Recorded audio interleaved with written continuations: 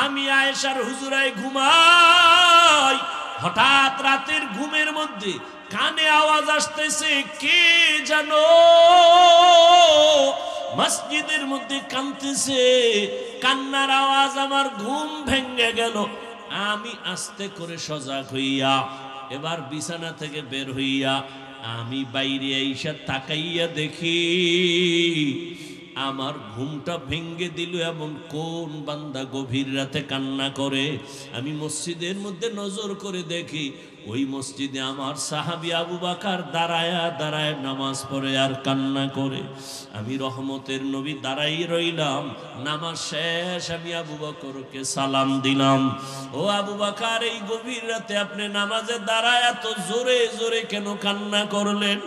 আবু বকর বলেন, ইয়া রাসূলুল্লাহ, আমাকে মাফ করে দেন, আমি বুঝতে পারি নাই যে আমার কান্নায় আপনার ঘুম ভেঙে যাবে। আমার বোধহয় বেয়াদবি হয়ে গেছে, আমি জোরে কান্না করতে চাই নাই। নবী বলেন, আপনি কাঁদলেন কেন?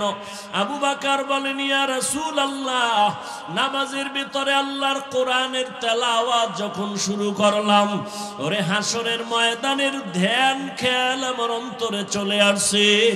ওই হাসরের ময়দানে আমার মালিকের আদালত বড় কঠিন। ওই ভয় আমার অন্তরে যখন আসছে, আমি মালিকের আদালতে কেমনে দাঁড়াইয়া জবাব দিব, এই ভয়ে আমার কান্না হইতে হইতে এক পর্যায়ে জোরে আওয়াজ হয়ে গেছে। আমার নবী বলেন, আবু বকর, 10 জন সাহাবা জান্নাতের টিকিট পাইলেন, এর মধ্যে আপনার নাম তো প্রথমে আছে, আপনার আবার হাসরের মাঠের ভয় কেন? আবু বকর বলেন, ইয়া রাসূলুল্লাহ, যেই আল্লাহ দয়া করিয়া জান্নাতের টিকিট দিয়া দিছেন, আমার ভয় লাগে যদি আমার কোনো কাজে আমলে আমার আল্লাহ বেজার হইয়াই যায়, আমার জান্নাতের টিকিট আবার ক্যান্সেল হয়ে যাবে। এই ভয় আমি কান্না করি নবী। হাসরের ময়দানের ভয় কেন এত ভয়? আল্লাহর নবীকে আবু বকর বলেন, ইয়া রাসূলুল্লাহ, আপনিই তো কিয়ামতের দিনের বয়ান করে আপনি নিজেও কান্না করেছেন। হাসরের ময়দানে নারী আর পুরুষগুলো সবাই উলঙ্গ দাঁড়ায় যাবে। হাসরের ময়দানে সব নারী পুরুষ উলঙ্গ এমন হালাতে দাঁড়াবে। আম্মা জান আয়েশা বলছিলেন, নবী কেউ কি লজ্জা পাবে না? নবী আপনিই জবাব দিছিলেন যে কিয়ামতের ময়দানটা এত কঠিন হয়ে যাবে যে কেউ কারো দিকে একটা নজর দিয়া তাকাবার হুঁশ হবে না। কেন? একদিকে সূর্যটা নিচে এসে পড়বে, সূর্যের গরমে মাটির জমিনটা পুড়িয়া তামা হয়ে যাবে, অন্যদিকে জাহান্নামের চিৎকারের আওয়াজ, জাহান্নাম চিল্লায় বলবে, আল্লাহ বেনামাজি গুলো কই, গুনাহগার গুলো আমার পেটে দাও। অন্যদিকে আমার আল্লাহ রাগান্বিত আওয়াজ দিবেন, আল্লাহ রাগ হয়ে আওয়াজ দিতে থাকবেন। আল্লাহ সেদিন কঠিন আওয়াজ দিবেন, কুদরতি আওয়াজ। আল্লাহ তাআলার আওয়াজ হবে, লিমানিল মুলকুল ইয়াউম লিল্লাহিল ওয়াহিদিল কাহ্হার। আমার আল্লাহ পাকের রাগান্বিত কুদরতি আওয়াজ এত ভয়ঙ্কর হবে, হাসরের ময়দানটা থরথর করে কেঁপে উঠবে। ওই সময় মানুষগুলো কান্না করে করে পাগলের মতো হয়ে যাবে। আবু বকর বলেন, ইয়া রাসূলুল্লাহ, আপনিই বলেছেন হাসরের মাঠের ভয়ঙ্কর হালাত দেখে নবীরা পর্যন্ত যাদের গুনাহ নাই তারাও কান্না করে করে বেকারার হয়ে যাবেন। ওই ভয়ে আমি নামাজের মধ্যে যখন কান্না শুরু করেছি, আমার আওয়াজটা বেড়ে গেছে আমি কখনোই বুঝতে পারি নাই, কারণ আমি ছিলাম জমিনে নামাজে দাঁড়ানো, কিন্তু আমার কলবের কানেকশন হয়ে গেছে আমার মালিকের সাথে। আমি কোথায় আছি তাও জানি না, আমার কান্নার অবস্থাও আমি বুঝতে পারি নাই, আমার হালাতটা ভিন্ন হয়ে গেছে। আমার আল্লাহর মোহাব্বতের কান্নার আওয়াজ, আপনার ঘুম ভেঙে গেছে আমি বুঝতে পারি নাই। নবী আমাকে মাফ করে দেন। ওই হাসরের ময়দানে নবীরা যদি কান্না করেন, আমি আবু বকরের কি উপায় হবে? আল্লাহ যদি ডাকে আবু বকর আয়, আমার মুহাব্বতের জন্য কি আমল নিয়ে আসছো? আমি যদি আল্লাহর কাছে ভালো আমল নিয়ে যাইতে না পারি, আল্লাহ রাগান্বিত হয়ে তো জাহান্নামের অর্ডার দিয়ে দিবেন, জাহান্নামের হ্যান্ডকাপ আমার হাতে লেগে যাবে। ইয়া রাসূলুল্লাহ, দুনিয়াতে আমি দুর্বল মানুষ, সূর্যের গরম সহ্য করতে পারি না, একটা মশার কামড় সইতে পারি না, একটা বেতের বাড়ি সহ্য করতে পারি না। গুনাহগার হইয়া যদি আল্লাহর আদালতে দাঁড়াই, আল্লাহ যদি রাগান্বিত হইয়া জাহান্নামের অর্ডার দিয়াই দেয়, জাহান্নামের হ্যান্ডকাপ যদি লেগে যায়, একটা সেকেন্ডের গরম আমি সহ্য করতে পারবো না রে আল্লাহর নবী। এই কারণে আমি নামাজে দাঁড়ায় দাঁড়ায় আমি আযাবের ভয়ে কান্না করি। আল্লাহ তাআলা কোরআনে বলেন, ওয়া আম্মা মান খাফা মাকামা রাব্বিহি ওয়া নাহান নাফসা আনিল হাওয়া ফা ইন্নাল জান্নাতা হিয়াল মাওয়া।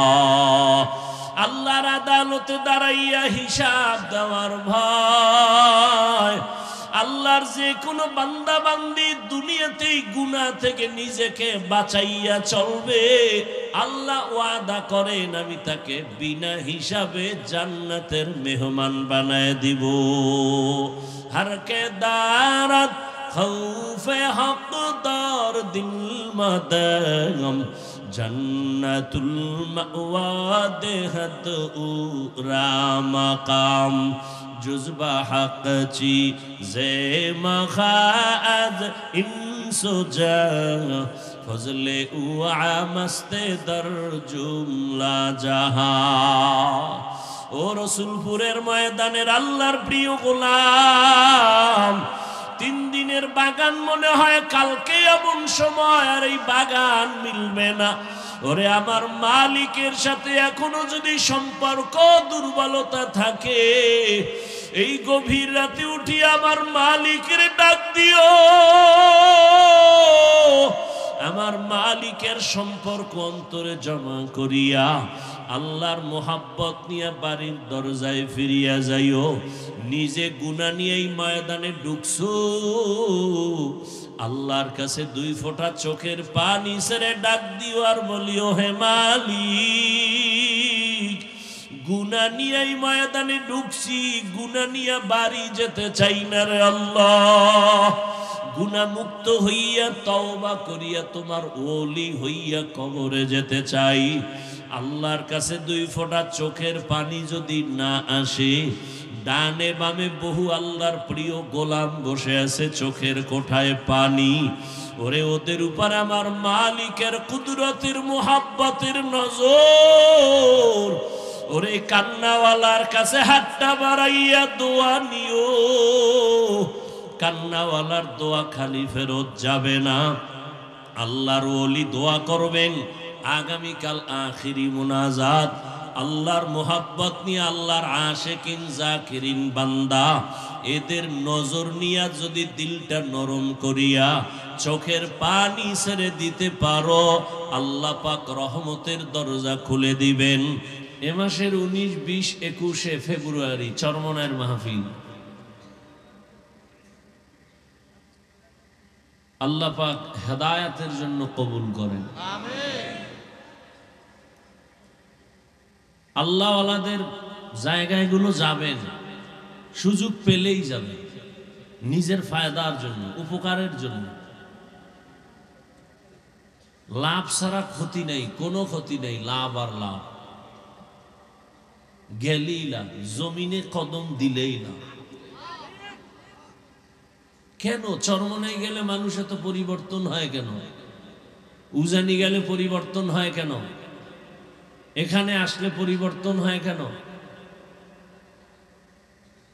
জমিনটা মানুষের আল্লাহর প্রিয় বান্দাদের কদম পড়তে পড়তে পড়তে পড়তে জমিনটা একটু অন্য জায়গার থেকে আলাদা হয়ে গেছে।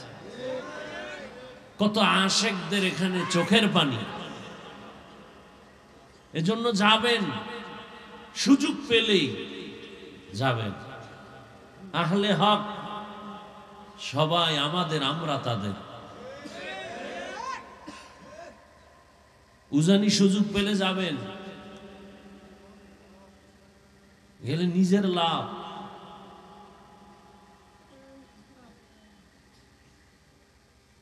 আল্লাহ পাক এই দ্বীনি খেদমাত যেখানে যেখানে হয় আল্লাহ কবুল করে। এখানে আসছেন, কালকে ফজরের পরে মোনাজাত হয়ে যাবে।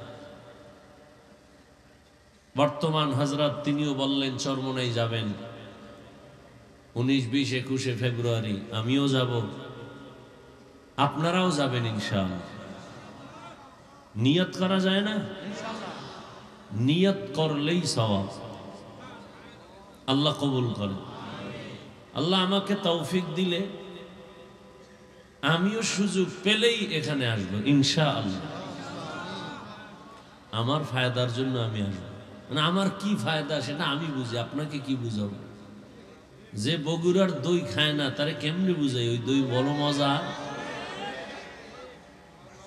যে কুমিল্লার রসমালাই খায় না সে কেমনে বুঝবে ওই রসমালাই খুব মজা? হ্যাঁ,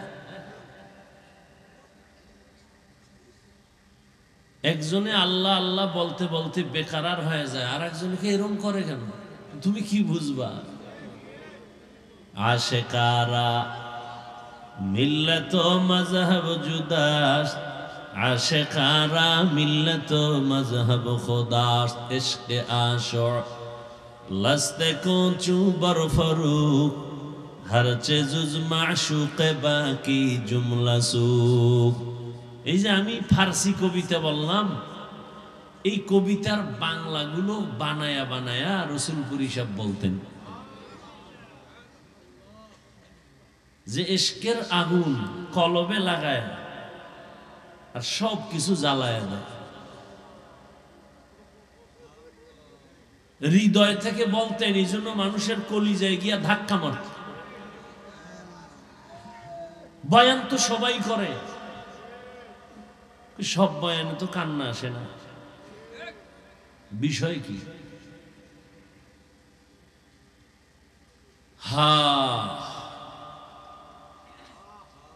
আল্লাহ সবাইকে কবুল করে।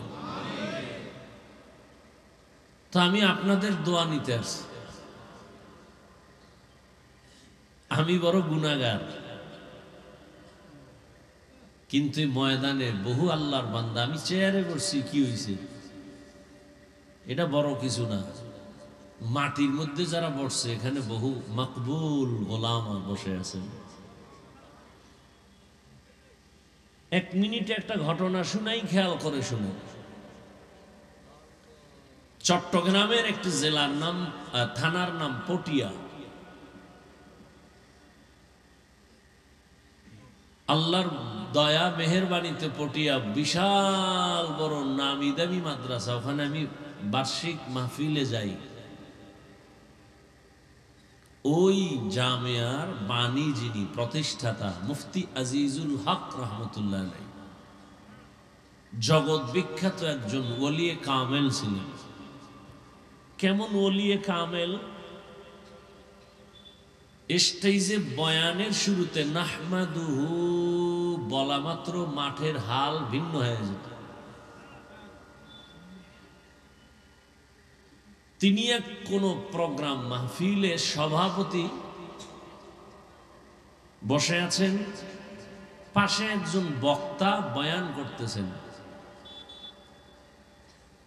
বয়ান চলতেছে, এই পরিমাণ বয়ান, এই অবস্থা যে মাঠে মনে হয় কিয়ামতের মাঠ শুরু হয়ে গেছে।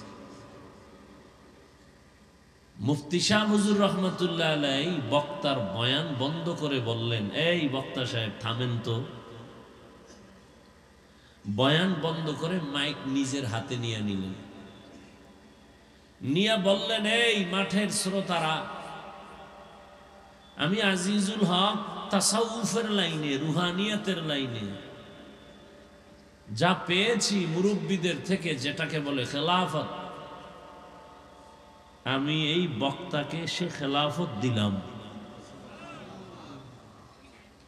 একথা বলে তিনি বসলেন। এরপর বললেন, বক্তা সাহেব, এবার আপনি ফের বয়ান শুরু করেন। বক্তা বয়ান শুরু করছে ঠিক, কিন্তু আগের মতো রং আসে না, ঘাম ছুটে গেছে। দীর্ঘ টাইম পরে আবার মুফতি সাহেব হুজুর মাইক নিলেন, নিয়ে বললেন, আমি যে খেলাফত দিছিলাম তা নিয়ে নিলাম। তিনি বলতেছেন, আপনারা প্রশ্ন করবেন খেলাফত দিলাম কেন, দিলে আবার নিলাম কেন? দিছিলাম এই জন্য যে তার রুহানি পাওয়ার, কলবের হালাতের দিকে নজর করে। পরে আমি ভাবলাম, যেই বয়ানের মধ্যে রুহানিয়াত, এটা তার নিজস্ব পাওয়ার না। ময়দানে কোনো আল্লাহর আশেক বসে আছে, তার কলবের ফোকাস লাগছে তার কলব।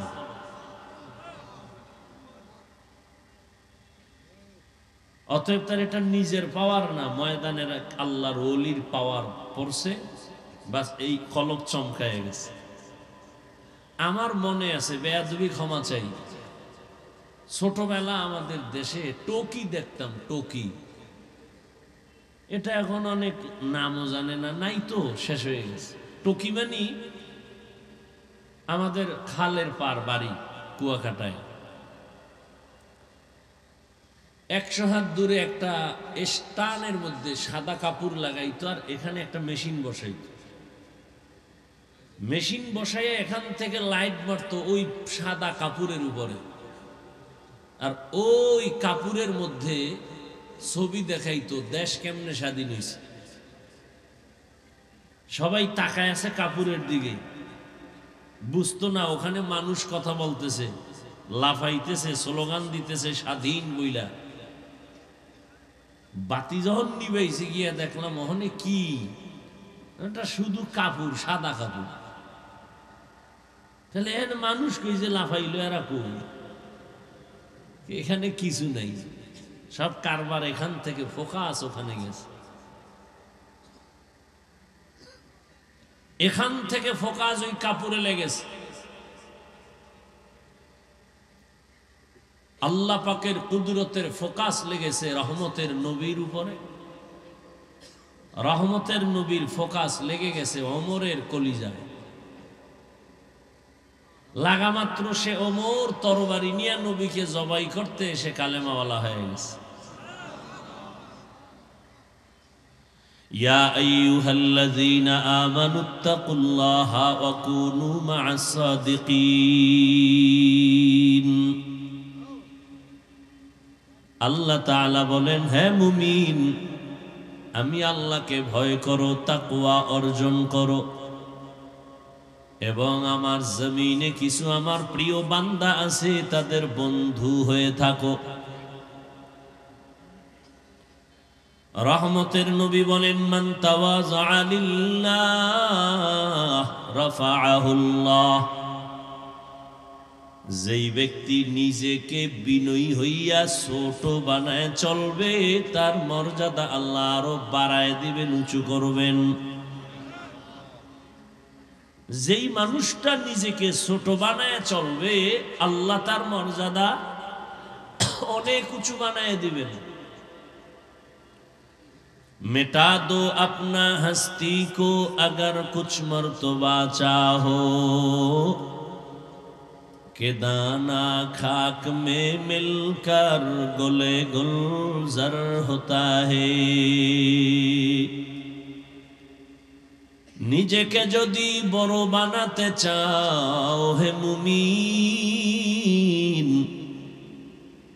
বড়দের কদমে নিজেকে করে দাও বিলীন। নিজেকে যদি বড় বানাতে চাও হে মুমিন, বড়দের কদমে নিজেকে করে দাও বিলীন।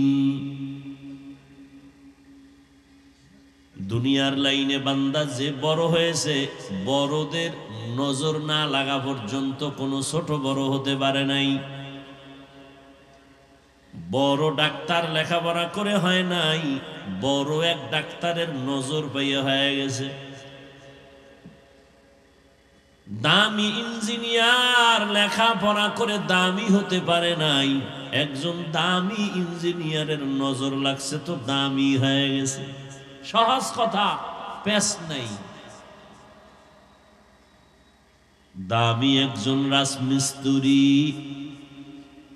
ও ইটার সিমেন্ট দ্বারা হয় নাই, দামি একজন রাজমিস্ত্রির সোহবত লাগছে, নজর লাগছে তো দামি মিস্ত্রি হয়ে গেছে। দুনিয়ার লাইনে সব যদি দামি হওয়ার ক্ষেত্রে দামিদের নজর নিতে হয়, আখিরাতের লাইনে যদি বান্দা তুমি দামি হতে চাও, আখিরাতের লাইনে যারা দামি তাদেরও নজর লাগবে, না হয় দামি হওয়া যাবে না। এই জন্য আল্লাহ বলেন আমাকে ভয় কর, নিজেরে ছোট বানাইয়া চলো, মর্যাদা দেখবা দিন দিন বেড়ে যাবে। প্রশ্ন হলো, আল্লাহ মানুষ যখন বানাইছেন, বানাবার আগেই তো আল্লাহ মানুষকে শ্রেষ্ঠ মর্যাদা দিয়া তারপরে মানুষ বানাইছেন। মানুষ বানাইয়া শ্রেষ্ঠ মর্যাদা দেন নাই, বরং মানুষকে আল্লাহ বানাবার আগেই মর্যাদা দিয়া বানাইছেন। 24টা ঘন্টার প্রতিটি মুহূর্ত নূরের সৃষ্টি ফেরেশতারা আল্লাহর তসবিহ পড়ে গুণগান করে।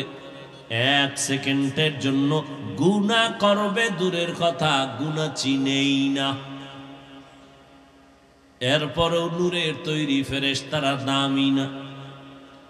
আল্লাহ এমন এক জাতিরে দামি ঘোষণা দিয়া বানাইছেন, যেই দামি মানুষগুলো কেমন স্বভাবের, বলে চাইলেই গুনাহ করে ফেলবে, চাইলেই চোখের গুনাহ, মনে চাইলে সে হাতের দ্বারা গুনাহ করবে, জবানের দ্বারা গুনাহ করবে।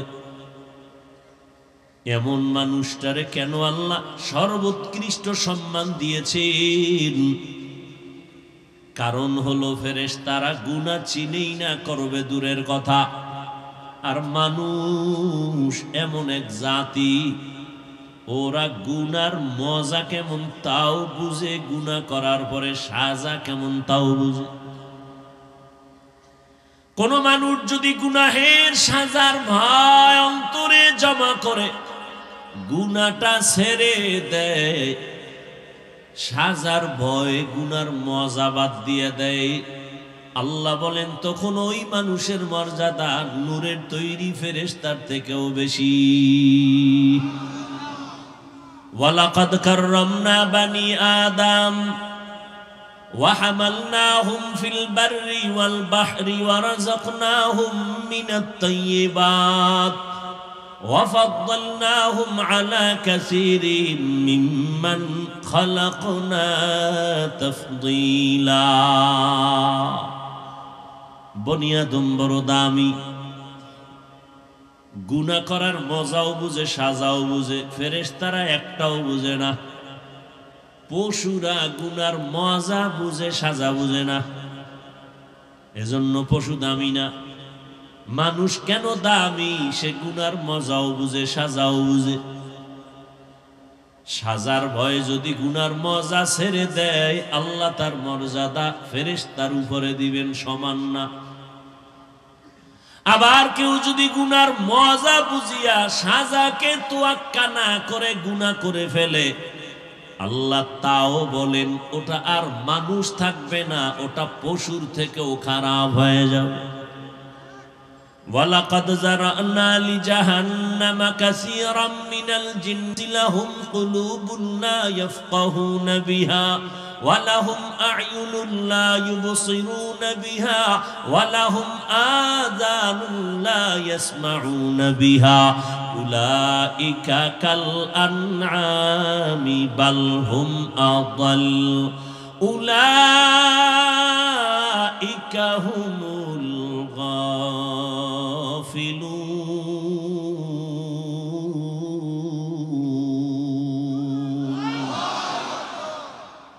আল্লাহ তাআলা বলেন অধিকাংশ মানুষগুলো জাহান্নামে যাবে কেন? আমি আল্লাহ তাদেরকে কলব দান করেছি, ভাবার জন্য, ফিকির করার জন্য সে ভাবে না। আমি আল্লাহ চক্ষু দিলাম দেখার জন্য দেখে না, কান দিলাম শোনার জন্য শুনে না। না দেখে কি চোখে পট্টি লাগাইছে? কয় না। যা দেখতে বলছি দেখে না। আমি বলছি এই চোখ দিয়া মা দেখবি সওয়াব, বাবা দেখবি সওয়াব। এই চক্ষু দিয়া বাইতুল্লাহ দেখবা সওয়াব, এই চক্ষু দিয়া আল্লাহর ওলি দেখবা সওয়াব। হাকিমুল উম্মত মুজাদ্দিদুল মিল্লাত শাহ আশরাফ আলী থানবী রহমতুল্লাহ আলাই বাংলাদেশে আসছেন সফরে। উলামায়ে কেরামদের কাফেলা থানবীর বয়ান শুনলেন, বয়ান শুনে কাঁদলেন।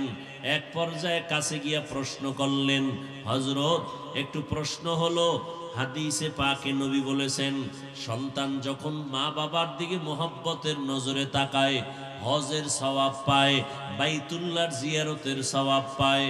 হ্যাঁ হাদিসে আছে তো। আমাদের প্রশ্ন হলো মায়ের দিকে তাকাইলে বাইতুল্লাহর জিয়ারত পাই, বাবার দিকে তাকাইলে বাইতুল্লাহ পাই, বাইতুল্লাহর সওয়াব, কিন্তু আল্লাহর ওলিদের দিকে তাকাইলে কি পাবো? হাকিমুল উম্মত, উম্মতের কলবের ডাক্তার হাকিমুল উম্মত বলেন সন্তান মা বাবার দিকে তাকায় বাইতুল্লাহ পায়, বাইতুল্লাহর জিয়ারতের সওয়াব পায়। তবে শুনো, যারা আল্লাহর ওলিদের দিকে তাকাবে এরা শুধু বাইতুল্লাহ পাবে না, বরং এরা বাইতুল্লাহর মালিকের পেয়ে যাবে। আউলিয়ারা কারে উকবা ইখতিয়ার, জাহেলারা কারে দুনিয়া ইখতিয়ার। মাইলে মোমেন সোয়ে মোমেন মিশাওয়াত, মাইলে কাফের সোয়ে কাফের মিশাওয়াত। আল্লাহ ওয়ালাদের দিকে তাকাইলে কি পায়? বাইতুল্লাহর মালিকের পেয়ে যায়। মা বাবার দিয়ে তাকাইলে বাইতুল্লাহ পায়, বাইতুল্লাহর জিয়ারত পায়। আল্লাহ ওয়ালাদের দিয়ে তাকাইলে বাইতুল্লাহর মালিকের পায়। কে কয়? কে জবাব দিল? থানবী রহমতুল্লাহ আলাই। এবার কয় আলেমরা যখন জিগাইছে এরা আবার মনে মনে খুঁজবে দলিল কই। সাধারণ মানুষের বললে ফেলাইছি, কয় মাইনা নিলাম। আলেমরে বলার পরও মনে মনে খুঁজে দলিল। এবার কয় দলিল শুনে নাও। রহমতের নবীকে সাহাবায়ে কেরাম প্রশ্ন করলেন, মান আউলিয়া? আউলিয়া কারে কয়? রহমতের নবী জবাব দিলেন, ইজা রুউ যুকিরাল্লাহ। আউলিয়া কারা জানোনি? তাদের চেহারার দিকে যখন তাকাইবা তখন আল্লাহরে স্মরণ হবে। আল্লাহ ওয়ালাদের দিকে তাকাইলে আল্লাহর মুহাব্বত অন্তরে আসবে। আল্লাহর মুহাব্বত যখন অন্তরে আসবে তখন বান্দার জবানের মধ্যে আল্লাহর জিকিরের আওয়াজ চালু হয়ে যাবে। বাংলাদেশের মধ্যে একটা জেলার নাম আছে গোপালগঞ্জ, আসেনি? ওই জেলার ভেতরে একটা থানার নাম আছে টুঙ্গিপাড়া, আসেনি?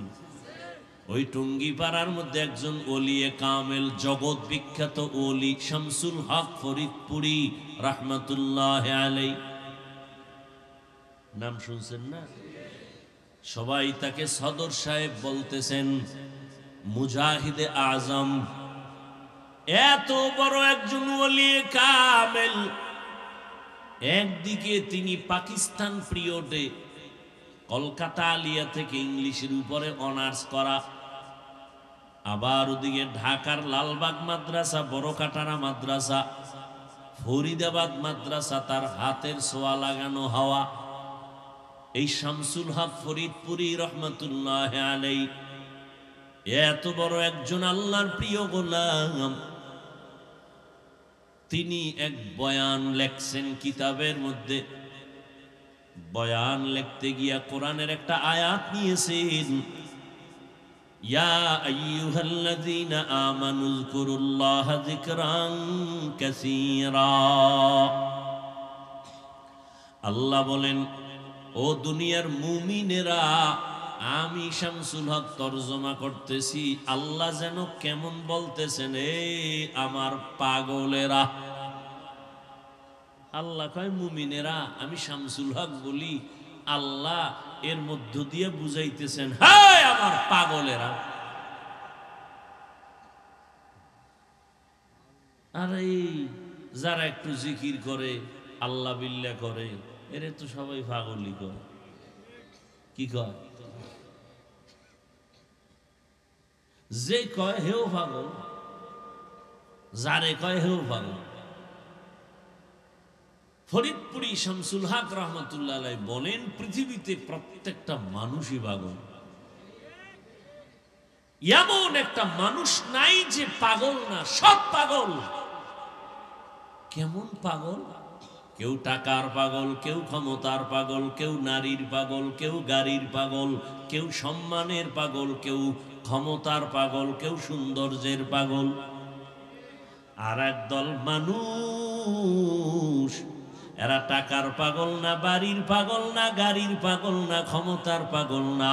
এই মানুষগুলো একমাত্র আমার আল্লাহ তাআলার পাগল।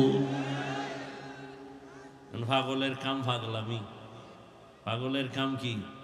পাগলামি। যে টাকার পাগল, ওর 24টা ঘন্টা ধ্যান, খেয়াল, জিকির ফিকির, টাকা টাকা টাকা। ও ঘুমাইয়াও স্বপ্ন দেখে টাকা। যে নারীর পাগল, সে 24 ঘন্টা জিকির ফিকির, নারী নারী নারী, ও স্বপ্ন দেখে নারী। যে ক্ষমতার পাগল, সে 24 ঘন্টা জিকির আর ফিকির, ক্ষমতা ক্ষমতা, নামাজে দাঁড়াইলেও ক্ষমতা। তাহলে যে যেই জিনিসের পাগল 24টা ঘন্টা তার পশমের গোড়ায় গোড়ায় ওই জিনিস নিয়ে ফিকির আর জিকির চলে। ও টাকা টাকা করে, বাড়ি বাড়ি করে, ক্ষমতা ক্ষমতা করে।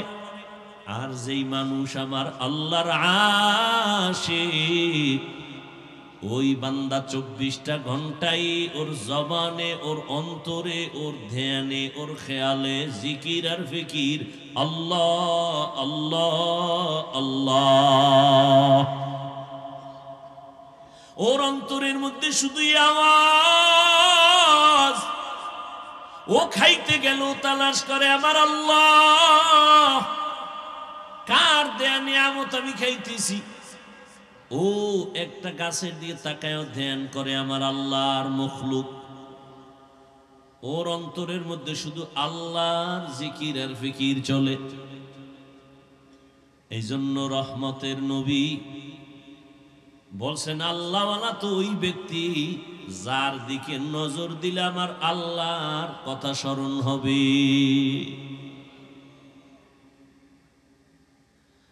সব সময় আল্লাহর মোহাব্বতের আওয়াজ।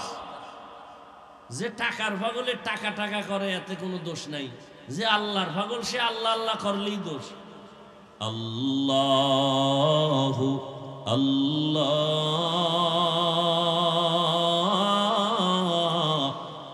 আল্লাহ আল্লাহ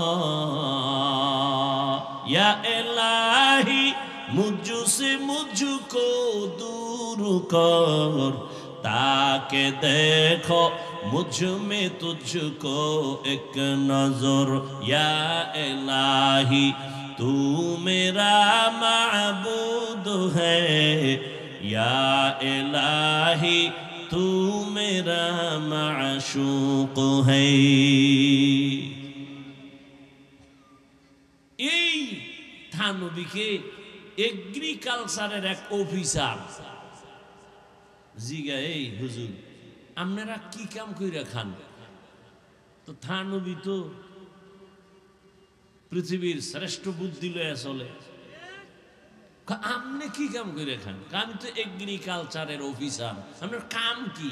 কয় আমি দেশি আমের ল্যাংরা আম বানাই। কলম বান্ধে না, আমি তো এই কাম করেই খাই। থানবী খায় আমিও কি? আপনি আমের কাম করেন না? তুমি যেমন দেশি আমের ল্যাংরা আম বানাও, কলম বান্ধাও, আমরাও আম মানুষগুলোরে রুহানিয়াতের কলম বান্ধাইয়া আমরা আখিরাতের পাগল বানাই। আমরাও দুনিয়াওয়ালা মানুষদেরকে আল্লাহর মুহাব্বতের বন্ধনে আবদ্ধ করায় দেই। মানুষ যেন বুঝে ওর মালিককে, ওরে কে বানাইছেন, ওরে কে খাওয়ায়, এই পরিচয়টা দিয়ে যেন মানুষ আসল মালিকের চিনতে পারে। আসল মালিকের সাথে সম্পর্ক তৈরি করায় দেওয়াই আমাদের কাজ, আর কোনো কাজ নাই। সাধারণ মানুষ যেন আমার মালিকের চিনতে পারে। মালিকের সাথে সম্পর্ক যখন হয়ে যাবে, তখন বান্দা খানার চিন্তা করবে না, ঘুমের চিন্তা করবে না। ওই বান্দা তখন আমার মালিকের মোহাব্বতের মধ্যে এমন ভাবে ডুব দিবে, বান্দার ধ্যানে খেয়ালে শুধু আমার মালিক, আমার মালিক, আমার মালিক। ধ্যান ও খেয়ালে করতে করতে এমন একটা হালাত তার মধ্যে তৈরি হয়ে যাবে, যেমন একটা মানুষ পানির মধ্যে যখন ডুব দেয়, তার চতুর্দিকে পানি আর পানি, ডানে পানি, বামে পানি, উপরে নিচে পানি আর পানি, পশমের গোড়ায় গোড়ায় পানি। ঠিক যেই বান্দা আল্লাহর মোহাব্বতের মোরাকাবা করবে, ধ্যান আর খেয়াল করবে আমার মালিক, আসমানের মালিক যিনি, তিনি আমার মালিক, জমিন বানানেওয়ালা মালিক যিনি আমার মালিক। ধ্যান ও খেয়াল এমন ভাবে করতে করতে করতে করতে করতে করতে এমন একটা হালাত তার মধ্যে চলে আসবে, বান্দা তখন এমন ভাবে চলবে যে ডানে তাকাইবে আল্লাহ, বামে তাকাবে আল্লাহ, ডানে বামে সামনে পেছনে শুধু আমার আল্লাহর মোহাব্বতের ঘ্রাণ। তেরা আয়না आलमे रंग बूहे जिधर दिखता हो उधर तू ही तू है। আল্লাহ রে চিনো না? কই খুঁজো আল্লাহ। রসুলপুরের জমিনে গেলে আল্লাহ পাওয়া যায়, চরমনাইয়ের ময়দানে গেলে আল্লাহ পাওয়া যায়। এই ময়দানটি হারানো ক্যাম্প। কি ক্যাম্প? আমি কথা কোন কি ক্যাম্প? হারানো ক্যাম্প মানে এখানে আইলি হারায় যায় না, হারানো জিনিস পাওয়া যায়। ছেলেরে হারায় গেছে, কয় এই হারানো ক্যাম্পে যাও। হাজিরা হজে যায়, বারবার পুলিশ বলে এই বাচ্চা কাচ্চা ঠিক মতো ধৈর্য রাখো, হারায় গেলে ক্যাম্প আছে, এত নাম্বার ক্যাম্পে গিয়া হারানো সন্তান খুঁজে নাও। আল্লাহওয়ালাদের এই মজলিসগুলো হারানো ক্যাম্প। যারা আমার মালিকের হারাইছো, যারা আখিরাতের হারাইছো, আসো আল্লাহওয়ালাদের এই মজলিসে যদি বসো, দেখবা একদিন, দুই দিন, তিন দিন মাওলারে ডাকতে ডাকতে দেখবা আমার মালিক তোমার ডাকে সাড়া দিবে। মালিকের প্রতি একটা মায়া জন্মায় যাবে। এই হারানো ক্যাম্পে এসে আমার মালিকের তালাশ করো, আল্লাহর সাথে একটা সম্পর্ক তৈরি করো। আল্লাহর সম্পর্কটা তৈরি করার জন্য আল্লাহই পরামর্শ দেন, কুনু মা'আস সাদিকিন। আমার প্রিয় বান্দা যারা, তাদের নজর লাগাও, আমার মোহাব্বতের নজর। তবে আমি আল্লাহর ভয় অন্তরে জমা করো। আমার ভয় অন্তরে যদি না আসে, বয়ান শুনবা আজীবন কোনো কাজে লাগবে না। আরে আল্লাহর ভয় অন্তরে যদি জমাইতে না পারো, আমি হাফিজুর রহমান কেন, রসুলপুরি রহমাতুল্লাহ আলাই কেন, বর্তমানে যারা তারা কেন, চরমনাই কেন, উজানি কেন, স্বয়ং রসুলও যদি বয়ান করে, কপাল পোড়ার হেদায়েতের দরজা খুলে না। যেই রসুলকে এক নজর দেখলে 7 দিনের পেটের ক্ষুধা থাকে না। কেমন মায়ার নবী আমার, যেই রহমতের নবীর চেহারার দিকে এক নজর দিলে জাহান্নামের আগুন হারাম। ওই রহমতের নবীকে এক নজর না, একদিন না, এক টানা 13 বছর দেখলো, বয়ান শুনলো, এরপরেও কালেমা পড়লো না। এত বড় বেঈমান, বরং আমার নবীর বিরুদ্ধে ষড়যন্ত্র করে। আল্লাহর ভয় অন্তরে নাই। অন্যদিকে যুবক তরবারি নিয়ে দৌড়ায়, 27 বছরের যুবক নবীজিরে জবাই করার জন্য। তরবারিটা নিয়ে নবীর সামনে আইসা চেহারা দেখা মাত্র তরবারি ফালায় বলে, নবী আমাকে মাফ করে দেন, কালেমার রশি আমার গলায় পড়ায় দেন। মাওলায় যদি কবুল করিয়াই নেয়, নবীকে জবাই করতে আসিয়াও বান্দা কালেমার রশি গলায় লাগায়। আর কপাল যদি পুড়িয়া যায়, নবীজির 13 বছর বয়ান শুনিয়া চেহারা দেখিয়া বান্দা কালেমা পড়ে না। এমন বেঈমান কপাল পোড়া, এর নাম জানেননি? কি নাম? আবু জাহাল। আর নবীজিরে জবাই করতে আইসা ওমর 27 বছর বয়সে কালেমাওয়ালা হয়ে গেছে। কালেমা পড়িয়া তরবারি নিয়ে দাঁড়ায় গেছে, মুহাম্মদের বিরুদ্ধে কথা বলনেওয়ালা, আসো, মুহাম্মদের দরকার নাই, আমি ওমরের তরবারি যথেষ্ট। আল্লাহ তারে এখন এমন পাওয়ার দিছেন যে ওমর এখন যে পথ দিয়ে চলে, শয়তান ওই পথে আসে না। এবার বুঝেন কেমন বেড়া, যেই শয়তান আল্লাহকে যুক্তি দিয়া আদমরে সেজদা দেয় নাই, সেই শয়তান এখন খালি ওমরের ভয় পায়। যুবক মদের বোতল হাতের মধ্যে নিয়ে মদ পান করে আর আনন্দ করে করে রাস্তা দিয়া যায়। হঠাৎ নজর করে দেখে অপর পার্শ্ব থেকে ওমর আসতেছে, দেখেই কম্পন শুরু। ওমর তো এমন বেড়া যে কথার আগে তরবারি রেডি। মনে মনে তওবা করে, আল্লাহ মারে বাঁচাও, জীবনে আর মদের বোতল হাতে নিব না, ফালাইতেও পারে না, অন্তরে ভয়। ওমর সামনে আইসাই নজর দিয়ে দেখে বোতল, কয় বোতল না আমার হাতে দে। যুবক কাঁপতেছে, কাঁপো কেন, দে বোতল দে, ভয় নাই দে। যুবক তো অন্তর মালিকের দিয়ে দিছে, আল্লাহ বাঁচাইও, জীবনে আর মদ পান করুন না। এমন ভাবে মালিকের সাথে তওবা করে ফেলেছে।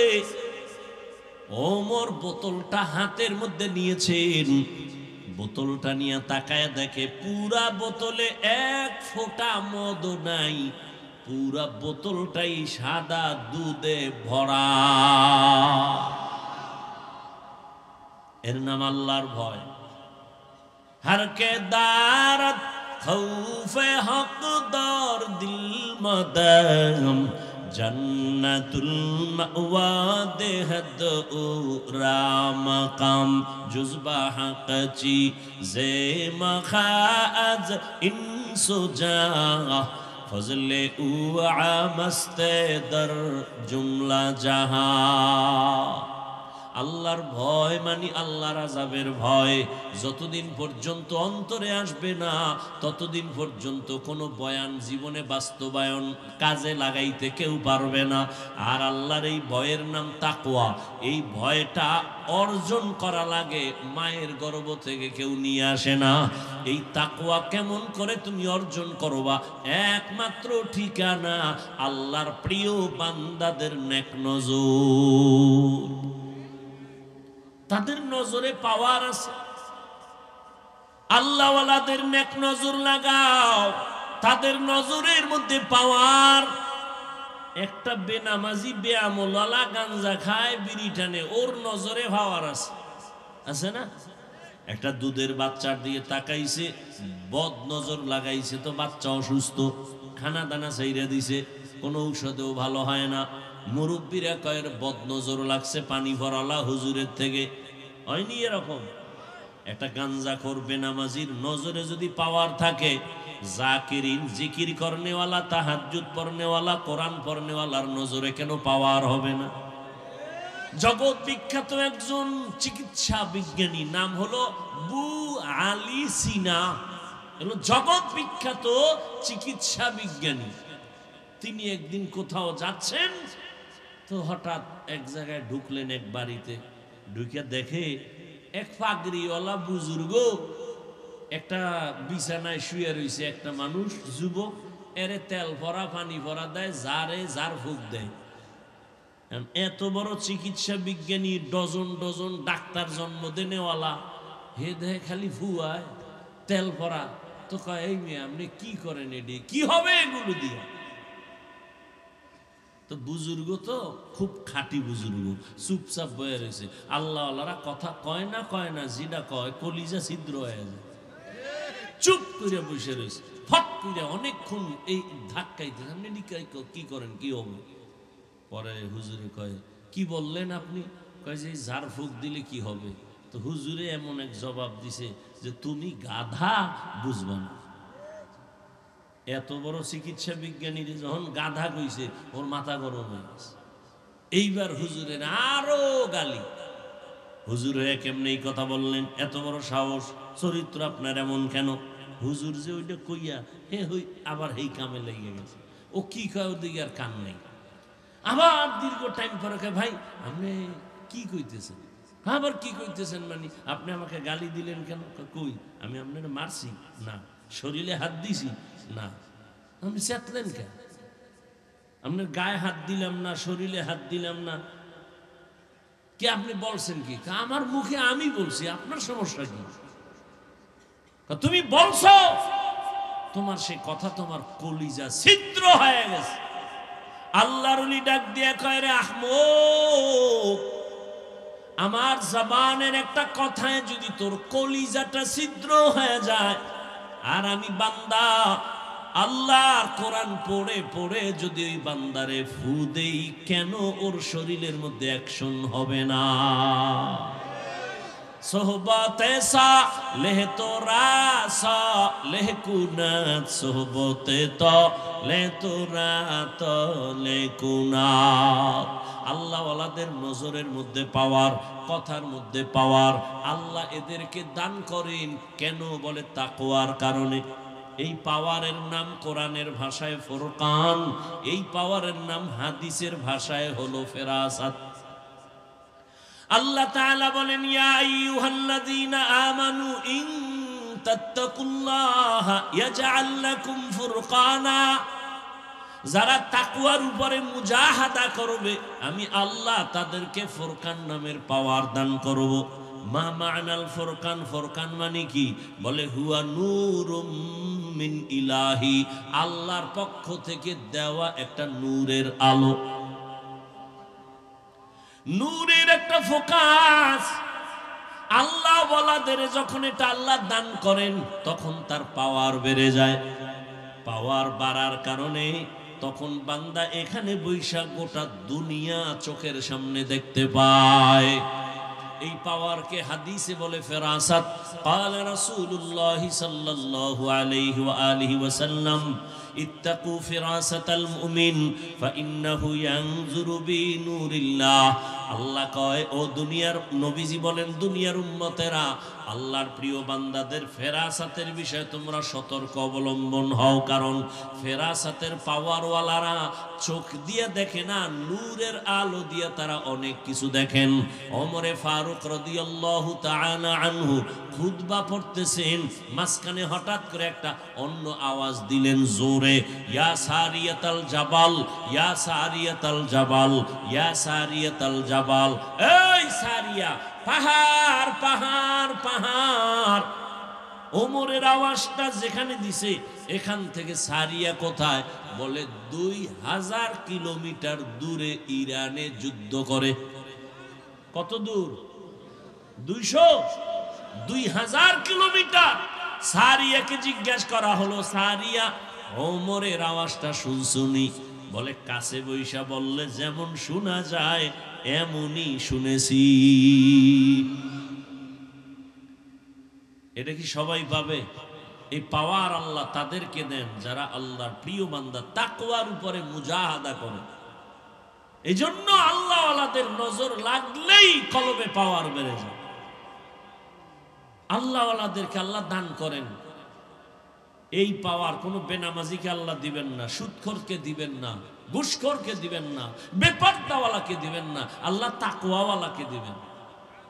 এখন আমি যদি জিজ্ঞাসা করি আপনাদের, আপনারা সবাই তাকওয়াওয়ালা নি, আল্লাহরে ভয় করেননি? সবাই বলবে হ্যাঁ আমরা ভয় করি। অথচ সুন্নত অনুযায়ী সবাই চলে না, নামাজ ঠিক মতো পড়ে না। আসলে আল্লাহর ভয় কি এটাই বুঝি না। একটা সন্তান মা বাবাকে ভয় পায়, তার মানি সন্তান মা বাবার সামনে অন্যায় করে না, ফিডার ভয়। ছাত্র শিক্ষকের ভয় করে, অন্যায় করে না কেন? বেতের বাড়ির ভয়। ঠিক যেই মানুষ আমার আল্লাহকে ভয় করবে, ওই মানুষটা গলায় ছুরি লাগাবে, দাড়ির মধ্যে কোনোদিন অস্ত্র লাগাবে। এটাই ভয়। আর এই ভয়টা অন্তরে জমা করার একমাত্র ঠিকানা আল্লাহ ওয়ালাদের নেক নজর, আর কোনো ঠিকানা নেই। লিকুল্লি শাইইন মাদিনুন ওয়া মাদিনুত তাকওয়া কুলুবুল আরিফিন। প্রত্যেকটা ভালো জিনিস রাখার একটা গোডাউন আছে, আর তাকওয়ার গোডাউন হলো আল্লাহ ওয়ালা যারা, তাদের অন্তর। আরিফিন যারা আল্লাহর পরিচয় প্রাপ্ত, আল্লাহর বান্দা যারা, তাদের কলব হলো তাকওয়ার গোডাউন। তাদের নেক নজর লাগাইয়া বান্দা যখন আল্লাহর মোহাব্বতের দিকে আগাবে, তখন বান্দার ভেতরে আল্লাহ পাক জমিনের মধ্যে থাকবে, কিন্তু তার হালাত হবে ভিন্ন রকম। ওই বান্দার তখন সম্পর্ক আমার মালিকের সাথে গভীর হয়ে যাবে। পাক রব্বুল আলামিন বলেন, আমার প্রিয় গোলাম যারা সাদিকিন, তাদের বন্ধু হইয়া চলো। যখন তুমি আল্লাহর ওলিদের বন্ধু হইয়া চলবা, তখন তোমার জমিনে থাকলেও কালেকশন জমিনের সাথে থাকবে না, তোমার কলবের কালেকশন হবে আরশে আজিম। নূরে তৈরি আরশে আজিমে তোমার কলবের কালেকশন হয়ে যাবে। বান্দা বসে থাকবে জমিনে, কিন্তু তার কলবের কালেকশন থাকবে আরশে আজিমে। ওই বান্দা তখন আমার মাওলার মোহাব্বতের পর্দায় আটকায় যাবে। ওই বান্দা খানাও খাবে ঠিক, ঘুমাইবেও ঠিক, তবে তার খানা ঘুমানো সব হবে আমার আল্লাহর জন্য। ইন্না সালাতি ওয়া নুসুকি ওয়া মাহইয়ায়া ওয়া মামাতি লিল্লাহ ওয়া মামাতি লিল্লাহি রাব্বিল আলামিন। আল্লাহর মোহাব্বত আর যখন ভয় অন্তরে আসবে, রসুলের হাতে গড়া সাহাবী আবু বকর, কত বড় আল্লাহর প্রিয় গোলাম। নবীজি নাই, আবু বকর এখন দেশ পরিচালনা করেন। স্ত্রী একদিন বলেন, ও খলিফাতুল মুসলিমিন, আমার মনে একটু শখ লাগছে, আমি মিষ্টি খাবো। আবু বকর পুরো ক্ষমতায়, বিবিও তো যেমন তেমন বিবি, কয় আমার মনে চায় একটু মিষ্টি খাবো। আবু বকর ডাক দিয়ে কয়, হে বিবি, মিষ্টি খাওয়ানোর মতো টাকা আমার হাতে নেই। বিবি চুপ হয়ে গেলেন। কিছুদিন পর আবার কিছু টাকা বিবি হাতে নিয়ে বলে, আপনার কাছে টাকা নাই, ঠিক আছে মেনে নিলাম, আমি কিছু আলাদা টাকা দিলাম, নেন, এই টাকা দিয়া মিষ্টি এনে আমাকে দেন। আবু বকর কয়, টাকা পাইছো কই? আপনি যে মাসে মাসে সরকারি অর্থ মন্ত্রণালয় থেকে বেতন নেন না, ওই বেতন থেকে অল্প অল্প জমাইয়া কিছু টাকা রেডি করছি। এবার আবু বকর বলে, তাহলে তো বুঝলাম যে এই টাকাগুলো না হইলেও আমার সংসার চলে। ঠিক আছে, তো আগামী মাস থেকে আমি বেতন নিব, তবে এই টাকা কমাইয়া কমাইয়া বেতন নিব। এর নাম তাকওয়া। हर के दारत खौफे हकदार दिल मदाम जन्नतुल मावा देहद औरा मकाम। মসজিদে নববী এখন তো বিশাল গম্বুজ, তখন তো খেজুর পাতার ঘর, পার্শ্বে রহমতের নবীর ঘর।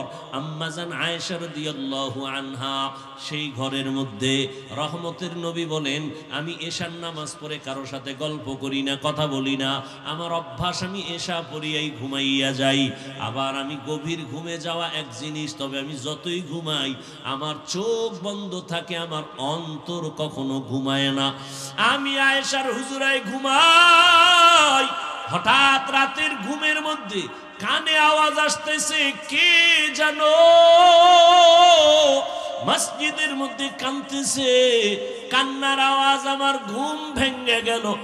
আমি আস্তে করে সজাগ হইয়া এবার বিছানা থেকে বের হইয়া আমি বাইরে আইসা তাকাইয়া দেখি আমার ঘুমটা ভেঙ্গে দিল এমন কোন বান্দা গভীর রাতে কান্না করে।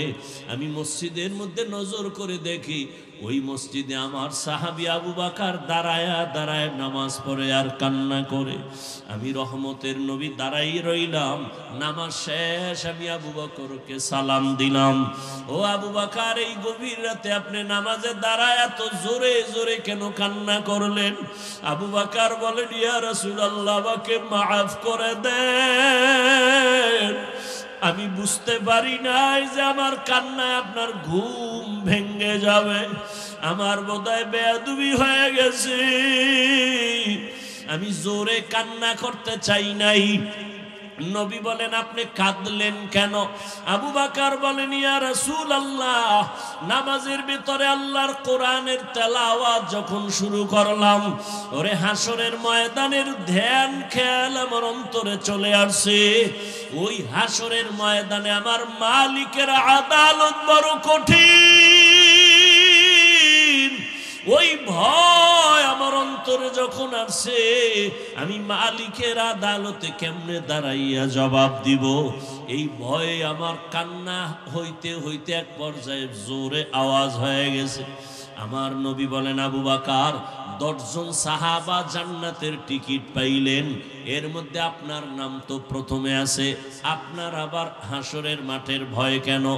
আবু বকর বলেন, ইয়া রাসূলুল্লাহ, যেই আল্লাহ দয়া করিয়া জান্নাতের টিকিট দিয়া দিছেন, আমার ভয় লাগে যদি আমার কোনো কাজে আমলে আমার আল্লাহ বেজার হইয়াই যায়, আমার জান্নাতের টিকিট আবার ক্যান্সেল হয়ে যাবে, এই ভয় আমি কান্না করি। নবী, হাসরের ময়দানের ভয় কেন, এত ভয়? আল্লাহর নবীকে আবু বকর বলেন, ইয়া রাসূলুল্লাহ, আপনিই তো কিয়ামতের দিনের বয়ান করে আপনি নিজেও কান্না করেছেন। হাসরের ময়দানে নারী আর পুরুষগুলো সবাই উলঙ্গ দাঁড়ায় যাবে, হাসরের ময়দানে সব নারী পুরুষ উলঙ্গ এমন হালাতে দাঁড়াবে। আম্মা জান আয়েশা বলছিলেন, নবী, কেউ কি লজ্জা পাবে না? নবী আপনিই জবাব দিছিলেন যে কিয়ামতের ময়দানটা এত কঠিন হয়ে যাবে যে কেউ কারো দিকে একটা নজর দিয়া তাকাবার হুঁশ হবে না। কেন? একদিকে সূর্যটা নিচে এসে পড়বে, সূর্যের গরমে মাটির জমিনটা পুড়িয়া তামা হয়ে যাবে, অন্যদিকে জাহান্নামের চিৎকারের আওয়াজ। জাহান্নাম চিল্লায় বলবে, আল্লাহ বেনামাজি গুলো কই, গুনাহগার গুলো আমার পেটে দাও।